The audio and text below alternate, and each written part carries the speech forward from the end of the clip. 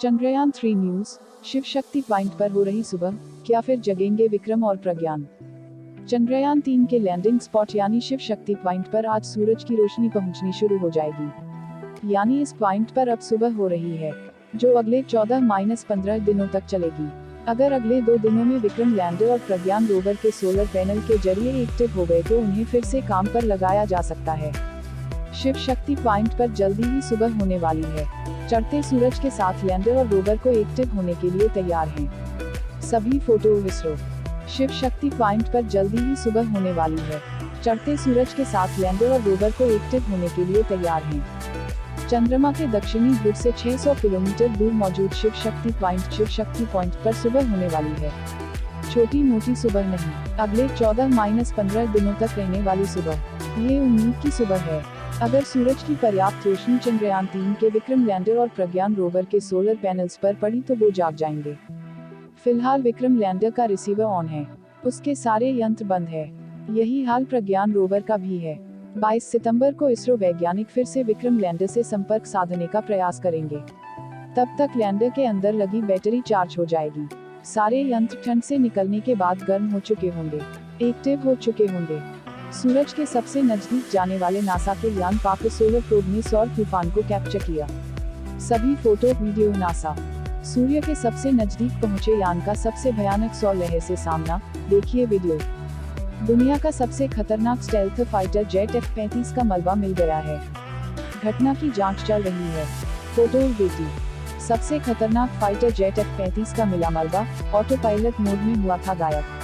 Vikram lander को 4 सितंबर 2023 को सुला दिया गया है। उसके सारे पेलोड्स बंद कर दिए गए थे, सिर्फ रिसीवर ऑन था। उस समय तक का सारा डेटा बेंगलुरु स्थित ISTRAC को मिल चुका था। विक्रम अपने सोने से पहले एक बार और चांद पर उछला था। उसने छलांग लगाई थी। छलांग के पहले और बाद की फोटो भी इसरो ने जारी भी की थी, जिसमें जगह बदली हुई दिख रही है। सुलाने से पहले की गई थी सभी पेलोड्स की जांच। विक्रम लैंडर को सुलाने से पहले नई जगह पर सभी पेलोड्स की जांच पड़ताल की गई। उसके बाद लैंडर को सोने का कमांड दिया गया है। सिर्फ रिसीवर ऑन छोड़ा गया था, ताकि वह बेंगलुरु से कमांड लेकर फिर से काम कर सके। 3 सितंबर को विक्रम ने चांद पर छलांग लगाई थी। वह अपनी जगह से कूदकर 30-40 सेंटीमीटर दूर गया था।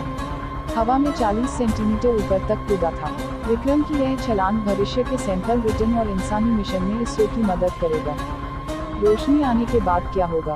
लैंडर और रोवर में सोलर पैनल लगे हैं। वो सूरज से ऊर्जा लेकर चार्ज होते हैं। जब तक सूरज की रोशनी मिलती रहेगी, उनकी बैटरी चार्ज होती रहेगी। वो काम करते रहेंगे। हो सकता है सूरज उगने के बाद वो फिर से एक्टिव हो जाएं।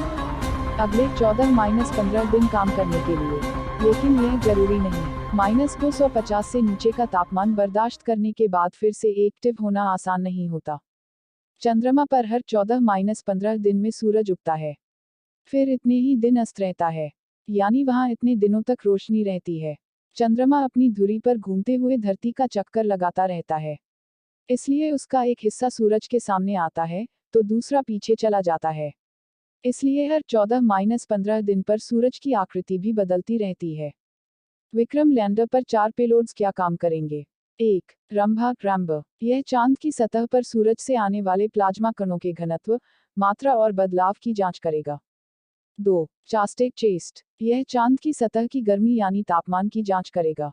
3. इल्सा ILSA। यह लैंडिंग साइट के आसपास भूकंपीय गतिविधियों की जांच करेगा। 4. लेजर रेट्रोरिफ्लेक्टर अरे LRA। यह चांद के डायनामिक्स को समझने का प्रयास करेगा। प्रज्ञान पहले ही सो चुका था।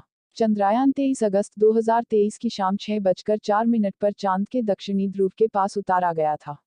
उस समय वहां पर सूरज उग रहा था। इसरो की प्लानिंग थी कि चांद के जिस हिस्से पर लैंडर रोवर उतरे, वहां अगले 14-15 दिनों तक सूरज की रोशनी पड़ती रहे। यह पूरा समय विक्रम और प्रज्ञान ने ढंग से बिताया, अपना अपना काम किया। प्रज्ञान के पेलोड्स क्या करेंगे। 1. Laser induced breakdown spectroscope LIBS. यह एलिमेंट कंपोजिशन की स्टडी करेगा, जैसे magnesium, aluminium, silicon, potassium, calcium, tin और लोहा। इनकी खोज लैंडिंग साइट के आसपास चांद की सतह पर की जाएगी। 2. Alpha particle X-ray spectrometer APXS। यह चांद की सतह पर मौजूद केमिकल्स यानी रसायनों की मात्रा और गुणवत्ता की स्टडी करेगा, साथ ही खनिजों की खोज करेगा।